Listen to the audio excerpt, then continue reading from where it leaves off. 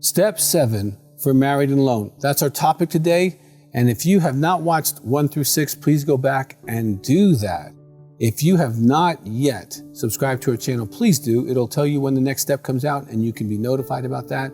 If you have a question and you're married and alone, please just put it in the box. We want to hear from you and respond to you as soon as possible. So stay tuned.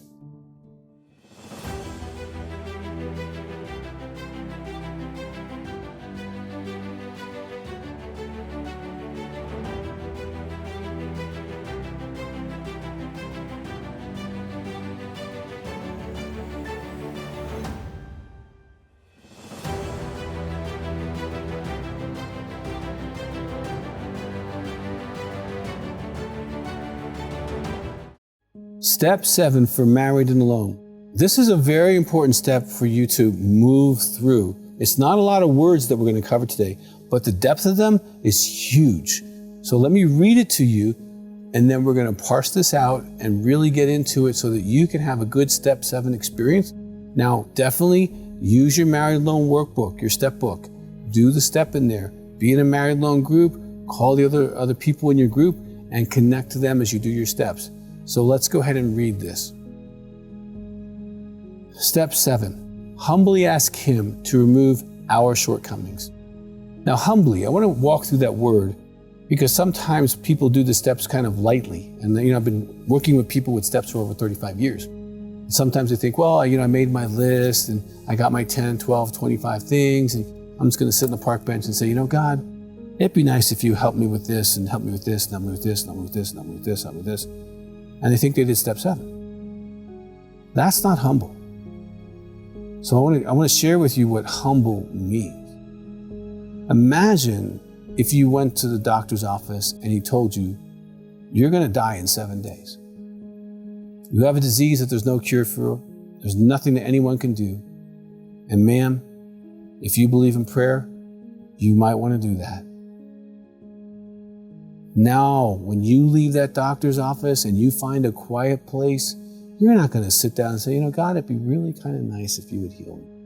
You're going to cry out. You're going to engage. You're going to pull the throne room down to where you are and say, God, I need to be healed. I need an answer. I need a solution. Send it to me. Heal me. I have to be well. I want to live. I don't want to die. Now, that's humble. So when you make your list of shortcomings, humbly is engaging the Almighty. It is getting in the presence as a daughter or a son of God and saying, I need you, Father. I need you now to get rid of these things. They're killing me. They're killing the people I love. I don't want them to show up in my kids' lives. Please, God. Humbly asking Him is God. It's not your higher power. It's not something you made up. It's not your group. It's definitely not you. It's God, the one who created everything. That's who you're talking to. Now, to remove. Now, it was over 25 years ago. I was in a hotel room in Santa Fe. And I did this. I did my list. I had it all ready. I knew I was going to have alone time the whole weekend. I was doing a conference, and I just cried out to God. I do one at a time. And I really recommend you do 1, maybe 2 a day, because if you're really engaging, it takes all of your energy, spiritual energy, emotional energy, physical energy, to really get there with God. And you want to get there, okay? And I would love to share with you that, hey, when Doug walked out of that room, his shortcomings, they were gone. He's just perfect now. Now, anyone who knows me knows that's not true.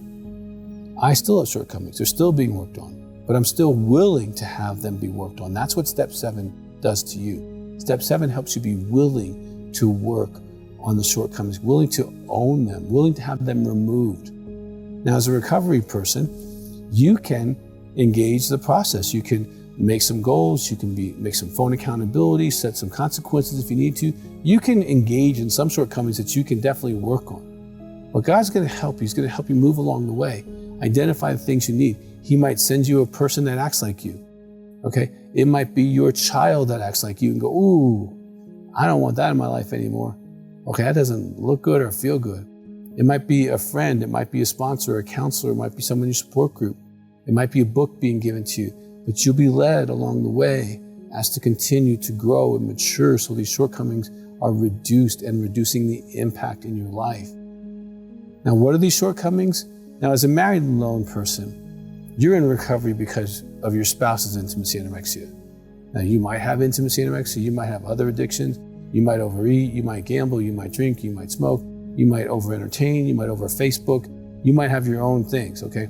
But the shortcomings are outside of just recovery. Impatience, rudeness, selfishness, judgment.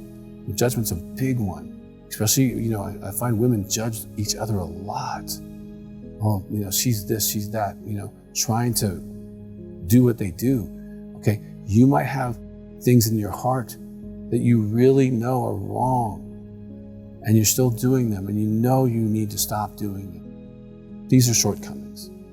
These are the things you ask God to help you with, okay?